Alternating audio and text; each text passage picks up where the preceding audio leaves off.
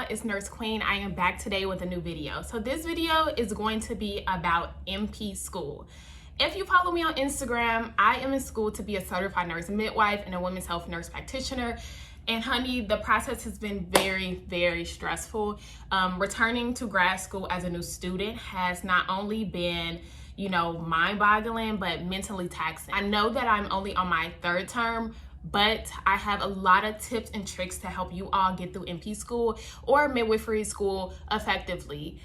In the meantime, if you are new to my channel, go ahead and subscribe, like this video, and comment for any tips or tricks that you all may need to survive NP school. We're gonna get right into this video. So I'm so happy because I'm off for 2 weeks of school, a whopping 2 weeks. Oh my God, I'm so happy. This last term almost took me out. My friends, my boyfriend, my family, y'all know what I had to go through. Like, this term was so stressful. I am in an online program. It's technically a hybrid program. I do attend the actual campus a couple times out of my course, but I haven't yet because of COVID. So eventually I have to go there for like an in-lab simulation or something of that nature, but mainly my courses there are online. So that is very challenging for me. During undergrad, I did complete my BSN mainly online, but my ADN completely was in class.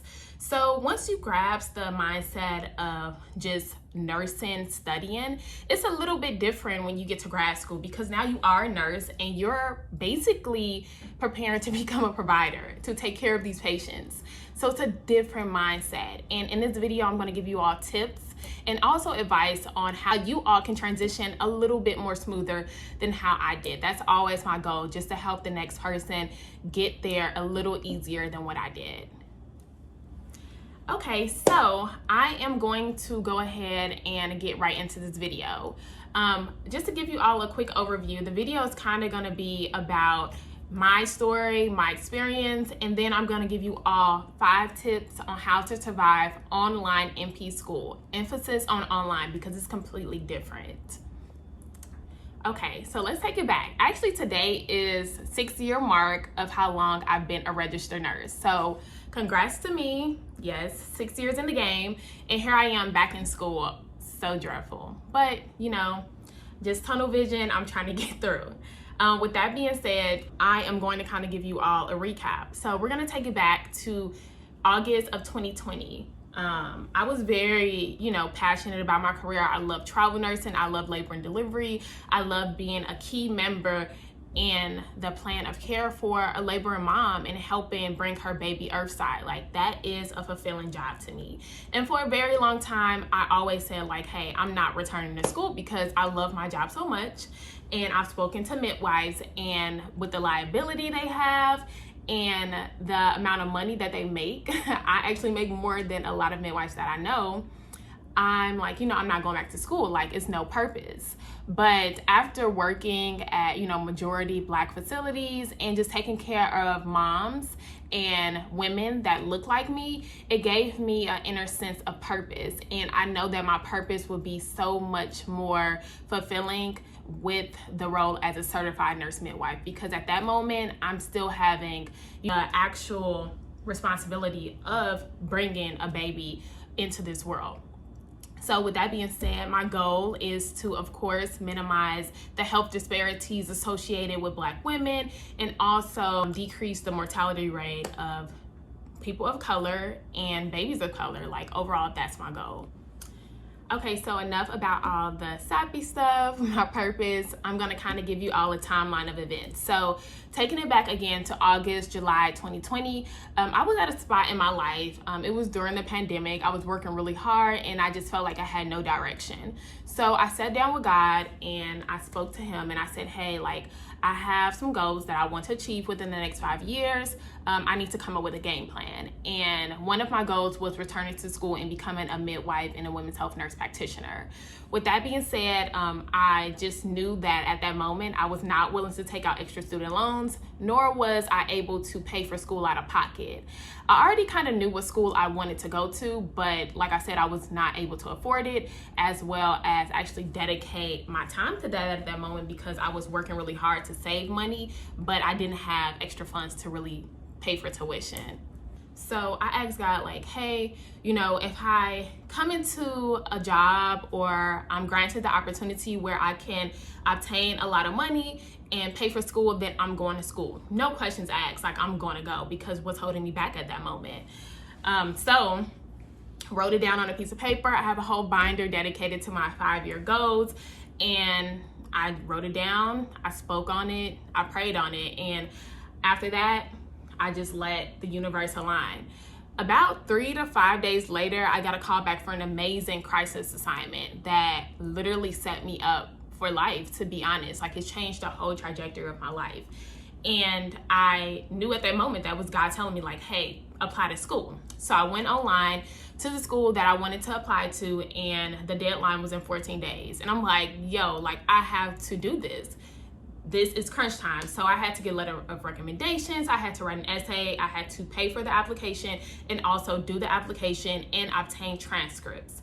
I obtained transcripts from an HBCU. If you know, you know. So with that being said, I hit the ground running. I called my NEOs. I'm like, hey, can you get my transcript? I talked to old supervisors that I had of the past that can write my letter of recommendations. At that time, I had friends that were obstetricians. They were able to write my other letters of recs. I had friends in the program that can give me advice and kind of proofread my essay to actually have it ready to submit. So I had the resources. It was just me applying myself. And sure enough, like I said, it was due August 14th. At that moment, I was flying to Florida, starting my new assignment, but I'm like, you know, I got to do this. So got everything going, and around like August 9th, I expedited my application and in September, I figured out that I was actually accepted into Frontiers University Certified Nurse Midwife and Women's Health Nurse Practitioner program. And this was in September of 2020. So now it's September, and I'm working on this crisis assignment every day. I'm super ecstatic. I'm super happy. And within the time that I was there on the crisis assignments, it was about 6 weeks, I actually came up with the amount that I needed for the duration of my program. So, you know, you pray on things and you put it out into the universe and you manifest and it happens. That's all that you have to do. And you apply the pressure, you do the work, and it happens. So that's my story on that. So next thing is, how would you know? How would you know if it's your time to return to school, if it's your time to pursue a higher education? So my first recommendation would be to make sure that you're working in your preferred specialty. That can kind of set you up to let you know, like, hey, if I want to go further, if I want to be a provider. I knew that I always wanted to do women's health, and I also knew that I wanted to deliver babies. So me working in labor and delivery was very purposeful and intentional. Now, if you want to be a family nurse practitioner, it may benefit you to work, you know, on PCU or med-surg. And if you want to be a CRNA, it may benefit you to work in an ICU. But make sure that you're working in the preferred specialty of the, you know, nurse practitioner program that you want to attend, because it can either ignite your passion or kind of change your passion. Me personally, I don't think that anyone should go into NP school or midwifery school without working in that specialty. I've seen many nurse practitioners that go straight into, you know, NP school after nursing school, and not to say that they are horrible NPs, but their critical thinking isn't as sharp as, you know, a nurse who actually worked for at least 2 years and then returned to school. So, you know, my advice would be to work on a unit in your preferred specialty and then return to school. Like I said, I already knew what school I was going to. I have a lot of friends in the program. I know midwives who have graduated from the program at Frontier University, so I knew that I was going to attend that school. Now, how would you find out what school is best for you? I would honestly say, you know, word of mouth. Ask questions, do your research, and also finances, the big thing. School is expensive, and me personally, I'm already in debt when it comes to student loans, and I wasn't going to take out more loans.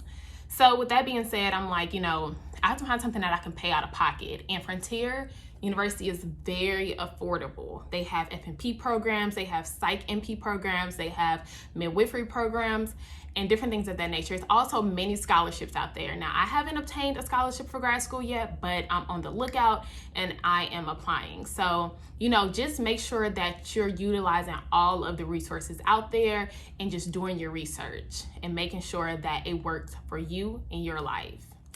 Okay, so we're gonna get into the 5 tips on how to survive NP school and Certified Nurse Midwifery school. So online is a whole different breed. It's actually very, very difficult if you don't kind of grasp the concept very quick. Okay, so tip number 1, my first tip on how to survive NP school is to get advice. Open your mouth, ask questions. If you have friends that are in this program, even if you follow someone on Instagram that is in this program, reach out to them, ask them, how do you like it? What is your perspectives? What is your advice for me? Opening your mouth can open up many doors for you and kind of like help guide you in the right direction.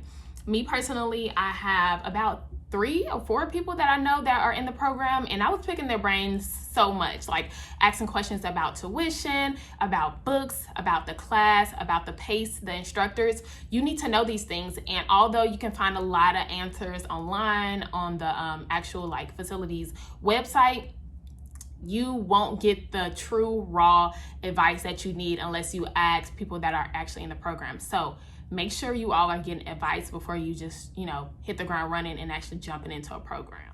If you don't know anyone personally in the program, you can reach out to the school. I know a lot of school has student ambassadors, so they can literally link you with someone via email or even phone or FaceTime, where you can chat with this person and they can give you insight on their experience and the advice that they would like to give you, as a student. So don't let you not knowing anyone hinder you from actually networking and getting that advice that you need to actually get into the program. Number 2, utilize social media. Utilize social media. Now, everyone can say what they want about social media, but social media is a stepping stone in our society in this day and age, especially for us millennials. Here you are on YouTube looking at this video, but utilize Facebook groups. So when I first started my midwifery program, I was very lost. The syllabus was very confusing, the pace was unsure, and I just felt completely stupid. I felt dumb. What did I just sign up for? Who pays to get stressed out? This is crazy. So I talked to one of my friends that is almost done with the program actually, and she was like, join Facebook groups. So I went on Facebook. On my course numbers, I just typed them in, and it was many Facebook groups associated with it, with students and previous students on there basically stating their concerns, maybe even having the same feelings that I'm having of anxiety and just being overwhelmed. And it was so reassuring just to have a community within itself, even though the program is online. So advice, join Facebook groups. All you have to do is just type in your course, type in your facility, and on there, they shared so many things such as study guides. Like I said, they gave their advice. Sometimes people even posted their scores on tests just to let you know, hey, I didn't do too well on this test. Don't feel discouraged, or I did really well in this test. It was easy, or it was a little different from what we're normally used to.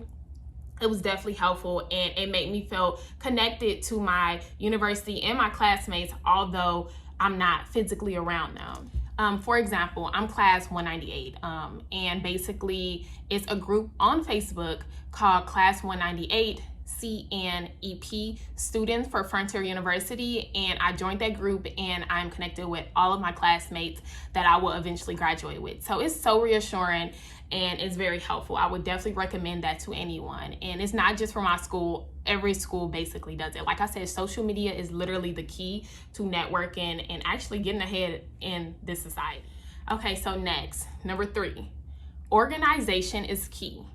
I don't care what anyone tells you, organization is key. So the moment that you sign up for school and you know that your semester or your term is going to start, you buy a planner. You make sure your laptop is set up, you have Wi-Fi, and you grab notebooks, 1 notebook for every single class. What I personally did is I took 2 classes per term. Currently, I have completed 4, and every class I would get a notebook dedicated specifically to that class. Now, for instance, one of my classes was called NM 700, which is History of Nurse Midwifery. And I would get the notebook, and basically whatever the assignment due dates are, I would make Cornell notes and make sure I'm writing down every assignment with the due date, assignment with the due date, and keep going until I'm all the way through the term. Every time I completed an assignment, I will cross it off. So I would just go through and just cross it off. And that gave me a sense of productivity, as well as just a sense of recognition of what I'm doing and making sure I'm keeping up to date. Because online, you can get lost, and you can also kind of lose sight of what to do if you're not really paying attention. So get a notebook dedicated to each class, write down the due dates and also the assignments and cross them off, as I stated before. Next, with the planner, you know, school is not the only thing I'm doing. I am travel nursing. I have been on crisis assignments where I'm working 85 hours a week. I have a life that I'm not giving up at all. So with that being said, I kind of feel as though I live by my planner. My planner is my life. So if you have a little bit more than just school going on, even if it's just work in school, you know, use your planner to make sure you write down things as in due dates, family events, big events such as baby showers and weddings, and kind of make sure you use that as like your Bible to keep you mentally clear. Mental clarity is always the goal when it comes to being a student, a worker, or just any human being. Like, make sure your mental is clear, and I feel as though a planner is definitely key to mental clarity. So number 4, network. Networking is the key to success in an online program. A lot of people like kind of shame like talking to people they don't know, but in this day and age, especially post-pandemic, you need to make sure that you're making connections. Whether it's calling your instructors just to check in on how you're doing in class, making sure that you're talking to your advisors, or even like me, I am in a Facebook group with all of my classmates that I'm graduated with. So I never met them a day in my life, but they have been so helpful to me. It's been things in my program that I literally have read over or just been so busy and tired that I couldn't even think to actually do, and my classmates would send me, you know, motivating words, encouraging statements, and even just like pinpoint things that I just didn't notice in the syllabus or on my assignments. So make sure that you all are, you know, utilizing that, and although it may be online, still create, you know, memories and create friendships throughout this process, because you all are on the same journey together. Number 5, last but not least, a lot of programs don't find your preceptors. So where does that leave you? That leaves you having to go out there into the world and find your own preceptor. So with me, I have not found a preceptor yet, and it's mainly because I'm not stationary anywhere. So I've been traveling for the past year and a half since I've been in school, and it's been very hard to stay in one spot. So my goal is to get a PRN in the DMV area and hopefully make some connections with some midwives, and that way I can find a preceptor. But if your program does not find preceptors for you, make sure that you all are actively looking, even before you start the program, for a preceptor. Make sure that you're making those connections in your preferred field. It may seem so simple, but like I said, I'm almost like 8 months in and I still haven't found a preceptor. Although my clinical won't start until next year, it is very do or die, especially after COVID. A lot of people had to push their clinicals back. So that leaves, you know, the available preceptors backed up with students. So find a preceptor, network, make connections, and go from there. I need to take my own advice. Hopefully in the near future, I find a preceptor. Actually, I'm going to manifest it. In the next 6 months, I am going to find a preceptor, mark my words. So this video is pretty much straightforward and it's done. So if y'all have any questions about online nurse practitioner school or certified nurse midwifery school, go ahead and comment below. I'll be sure to answer anything you all have to ask. I'm also, like I stated, in Frontier University. If you have any questions about the program and just about, you know, how did I transition, and any words of advice that I would give for any students that are currently in the program or trying to get in, I am here as well. So thank you all for watching. I'll see you all next time around. Bye.